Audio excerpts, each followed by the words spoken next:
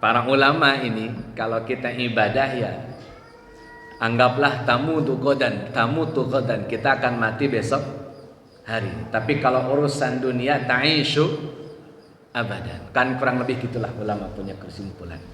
Nah hadirin ikhwatimah rahimakumullah, supaya tahun ini jadi bermakna, kalau kita frame Pak, jangan-jangan ini tahun 1445 itu tahun terakhir gitulah. Maka kita sebisa mungkin memaksimalkan tahun ini agar lebih berkualitas. Nah ini diantara beberapa item agar tahun 1445 Hijriah itu lebih berkualitas dibanding tahun-tahun sebelumnya. Agar masuk nih kaidah hadis Pak. Kata Nabi sallallahu alaihi wasallam, man kana yaumuhu khairan min amsihi fahuwa rabihun. Siapa yang tahun ini, hari ini lebih baik daripada hari kemarin, maka dia adalah orang yang beruntung. Robih itu beruntung. Murabahah itu saling memberikan untung. Dalam kurung transaksi jual beli gitu. Sama-sama mencari ribhun atau keuntungan. Ada yang kedua nih kelasnya Pak. Man kana yaumuhu ka'amsihi fahuwa magbunun. Kalau hari ini sama seperti hari kemarin nih, kualitasnya sama, ibadah sama, keberkahannya sama, nggak ada bedanya, sepodo wae lah itu. Maka kata Nabi Sallallahu Alaihi Wasallam, fahuwa magbunun, dia dimurkai. Kok bisa sama? Kan kita bisa pilih untuk beda, ya, dalam kurung lebih baik. Sampai Nabi menjelaskan Pak yang ketiganya, man kana yaumuhu syarran min amsihi. Kalau hari ini lebih buruk daripada hari kemarin, beda sih beda tapi lebih buruk, kata Nabi fahuwa mal'unun, dia dilaknat. Nah kan opsinya sudah jelas nih, mau beruntung, mau dimurkai atau mau dilaknat. Itu kita yang menentukan. Nah hadirin ikhwati rahimakumullah, maka bekalnya harus maksimal supaya kita sampai pada Rabihun, beruntung di tahun 1445 Hijriah. Nah berikut beberapa modal atau beberapa sebab yang bisa bikin kita sukses atau berhasil nanti. Jazakallah Pak. Hadirin ikhwati rahimakumullah, yang pertama Pak, bertambahnya tahun, bertambahnya angka umur, dan berkurangnya jatah usia kita di dunia, itu harus ada tajdidul ilmi, penambahan ilmu. Itu jadi wajib Pak. Karena orang yang sudah bertambah umurnya, ganti tahunnya, ilmu tidak bertambah, itu kerugian besar. Saya kasih ilustrasi sederhana Pak. Waktu Nabi Adam alaihi salam diciptakan oleh Allah Azza wa Jalla, tugasnya jadi apa Pak Nabi Adam? Beliau punya tugas apa Pak? Nabi Adam itu punya tugas sebagai khalifah. Di mana jadi khalifahnya Pak?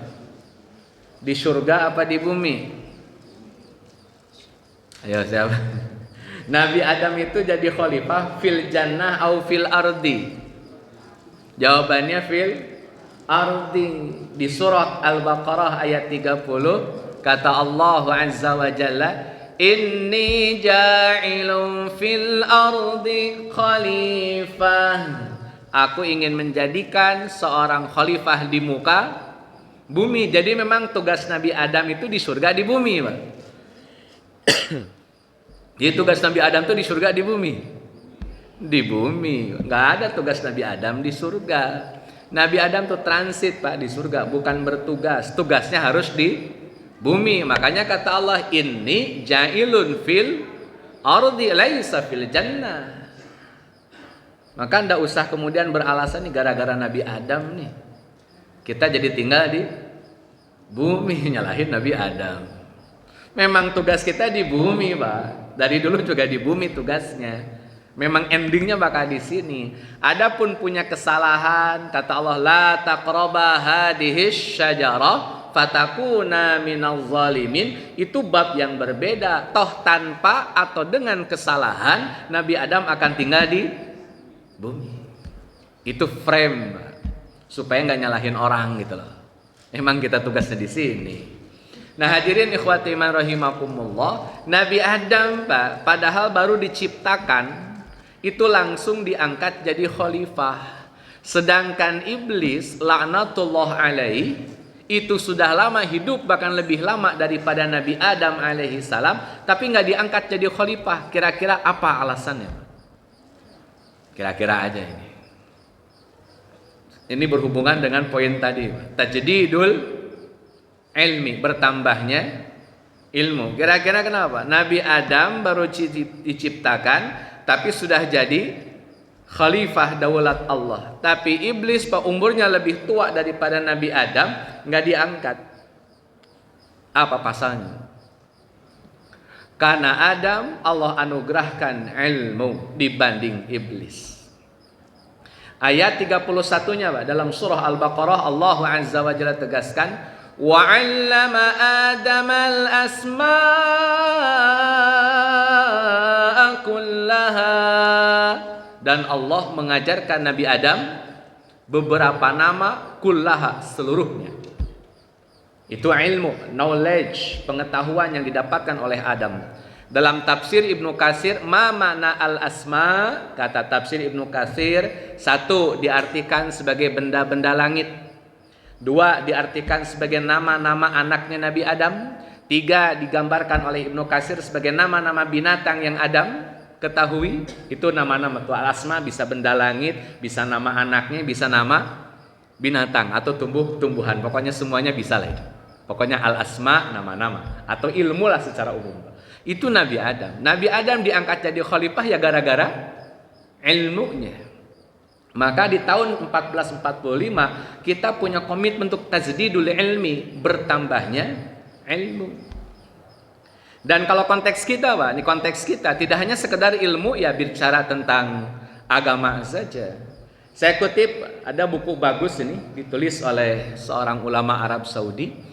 Beliau menulis kitab namanya Salasatul Usul, 3 pondasi mendasar. Itu ada 3 pengetahuan yang harus dan wajib diketahui. Pertama adalah ma'rifatullah, mengetahui Allah. Yang kedua ma'rifah Nabi, ma'rifatun Nabi, mengetahui Nabi. Dan yang ketiga ma'rifah dinil Islam, mengetahui agama Islam. Kita cross check dulu Pak. Misalkan ma'rifatullah dari 1 sampai 100% Pak, berapa pengetahuan kita tentang Allah? Dari 1 sampai 100%. Kira-kira aja ada 99% kita mengenal Allah. Marifat ada marifat. Itu Allah Pak. Dari 1 sampai 100% berapa presentasi kita memakrifati Allah Azza wa Jalla. Sekarang ma'rifah dinil Islam. Ma'rifatun Nabi dulu deh. Mengetahui Nabi Muhammad sallallahu alaihi wasallam. Dari 1 sampai 100% berapa persen Pak pengetahuan kita tentang Nabi Muhammad sallallahu alaihi wasallam? Kira-kira ada 100%. 90, 80. Enggak usah jauh-jauh dulu Pak. Kita tahu tidak putra putrinya Nabi sallallahu alaihi wasallam itu ada berapa? Ada berapa Pak? Ada berapa? Itu paling dasar loh Pak. Putra Nabi itu paling dasar. Yang pertama namanya Qasim, makanya Nabi sering dipanggil ya Abal Qasim. Yang kedua Abdullah. 2 orang ini meninggal dunia ketika masih kecil. Yang ketiga namanya Zainab. Yang keempat namanya Ruqayyah. Yang kelima namanya Ummu Kulthum. Dan yang keenam namanya Fatimah. Itu putra putri Nabi SAW dari rahim yang bernama Khadijah. Ada 1 anak Pak, beda rahim. Namanya siapa?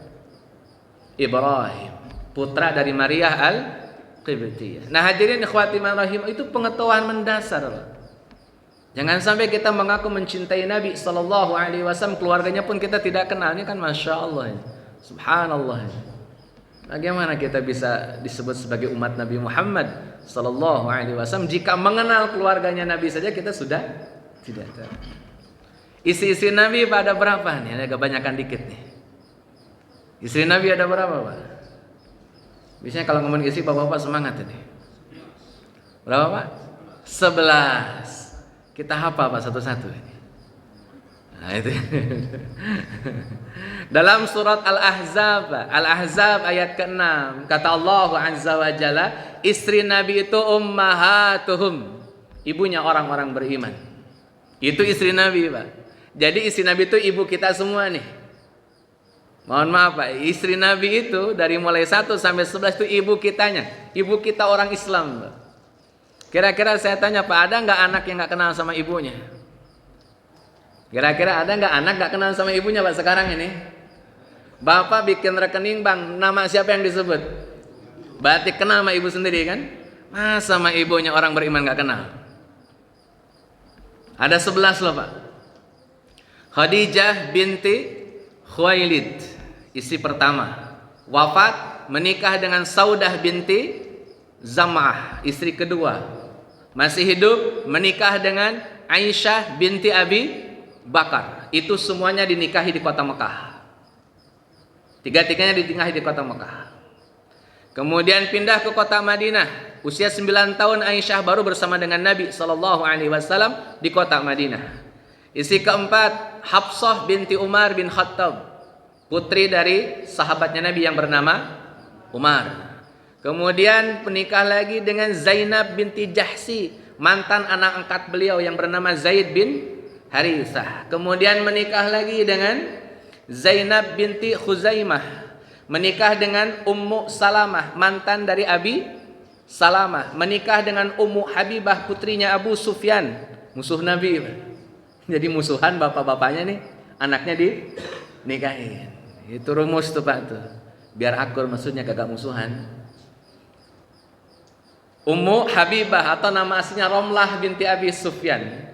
Kemudian dengan menikah dengan Maimunah binti Haris, itu bibinya Abdullah bin Abbas, Pak. Makanya Abdullah bin Abbas kalau Nabi nginep di rumah Maimunah, Abdullah bin Abbas ikutan nginep. Kenapa? Mahram sama istri Nabi. Kenapa kok istri Nabi jadi mahram? Karena bibinya. Bibi kan mahram sama ponakan, Pak. Makanya Abdullah bin Abbas bisa sholat berjamaah tahajud bareng Nabi SAW yang posisinya salah itu, Pak. Abdullah bin Abbas di kiri, oleh Nabi diputar pindah ke kanan. Itu kan tahajud, itu di rumahnya Maimunah itu. Yang waktu Abdullah bin Abbas sering ngasih minum Nabi, ngasih tempat wudhu buat Nabi, air wudhu buat Nabi, sampai Nabi doain, Allahumma alimhul Quran wa alimhut tawhid. Itu di rumahnya Maimunah, bibinya Abdullah bin Abbas, dalam kurung istrinya Nabi sallallahu alaihi wasallam. Kemudian menikah lagi dengan Juwairiyah binti Haris, seorang kabilah dari Bani Mustalik. Dan yang ke-11 yang terakhir menikah dengan Safiyah binti Huyai bin Akhtab, salah satu dan satu-satunya wanita Yahudi yang dinikahi oleh Nabi sallallahu alaihi wasallam. Jadi ada, Pak, ibu kita yang bangsanya ya, bukan agamanya. Agamanya Islam. Cuman genetiknya genetik dari bangsa Yahudi. Nah, hadirin ikhwati man rahimakumullah, jangan salah paham, Nabi menikahi Yahudi. Muslimah, dia muslimah. Cuman genetiknya kan Yahudi itu kan genetik, bukan agama asalnya. Taib, hadirin ikhwati man rahimakumullah, itu ma'rifatun Nabi, Pak. Coba kita telusuri lagi sejarahnya. Saya tanya, Pak, kapankah kita tahu kapan Nabi itu tersenyum? Momen apa saja Nabi tersenyum? Momen apa saja Nabi nangis? Momen apa saja Nabi bercanda? Momen apa saja Nabi marah? Kita minimal tahu, Pak, supaya kita tahu, wah, ini amalan Nabi murka nih, ini amalan Nabi nggak suka nih, gitu loh, Pak. Kalau kita kenal Nabi sallallahu alaihi wasallam. Saya ambil contoh satu saja, ini berhubungan dengan ukhuwah Islamiyah di 1445 Hijriah. Karena tahun nanti, Pak, itu tahun-tahun panas nih saya rasa. Kalau geser ke Masehinya gitu. Itu tahun-tahun panas, Pak. 1445 Hijriah itu tahun-tahun panas. Saya ingatkan betul, Pak, bahwa Nabi sallallahu alaihi wasallam itu membenci permusuhan di tengah-tengah umatnya. Wallahi, Pak, Nabi benci. Jadi kalau Bapak tanya kapan Nabi marah, kalau ada umat Nabi yang musuhan, pasti Nabi marah.